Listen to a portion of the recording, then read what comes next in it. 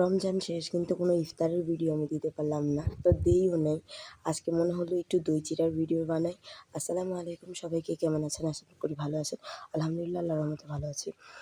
আসলে সত্যিকার অর্থে আমি ভালো নেই, আমি কথা বলতে পারছি না। আমি ভয়েস দিতে গেলেও আমার মাথা ব্যথা করছে, আমার চোখ ব্যথা করছে। কারণ আমি অনেক দিন যাবৎ অসুস্থ। এই অসুস্থতা এখনও আমি কাটায় উঠতে পারিনি। তো আমি বাসায় যেহেতু ইফতার বানাই নাই, আর ডাক্তারও কয়েকদিন ধরে আমাকে বলছিল দই চিড়ার উপরে থাকার জন্য, যে নরম এবং তরল খাবার খাওয়ার জন্য। ইফতারের জন্য আমি দই চিড়া রেডি করে নিয়েছিলাম। আমি চিড়াগুলো ভালো করে ধুয়ে মুছে সুন্দর করে পরিষ্কার করে নিয়েছিলাম, হালকা পানি দিয়ে ভিজিয়ে রেখেছিলাম। তারপর এগুলো ফুলে উঠেছে। তারপরে দিয়ে দিলাম আমার প্রয়োজন মতো দই।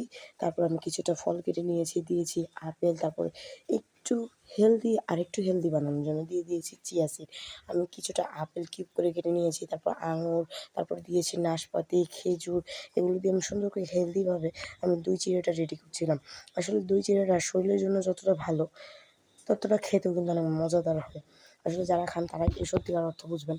আর আমি লিটারেলি দই চিড়া অনেক বেশি পছন্দ করি। আর ইদানিং ধরে আমার দই চিড়া অনেক বেশি খাওয়া হচ্ছে।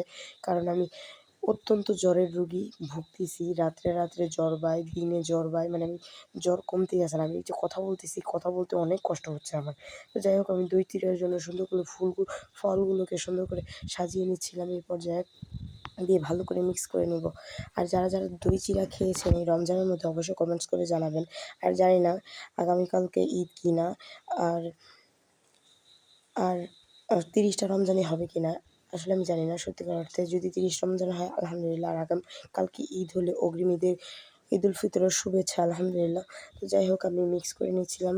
আর আমার ভিডিও তো এতদিন ধরে আমি দিচ্ছি না। আপনারা তো কোনো কমেন্টসও করেন না যে আপু আপনার ভিডিও দেখি না, আপনার ভিডিও চাই। আসলে আপনারা আমাকে ভুলে গিয়েছেন। আসলে কথা সত্যি যে কাছে থাকলেই ছায়া, দূরে গেলেই মায়া। কোনো কথাটাই ঠিক। তো যাই হোক, ভালো থাকুন, সুস্থ থাকুন। আল্লাহ হাফেজ, বাই বাই।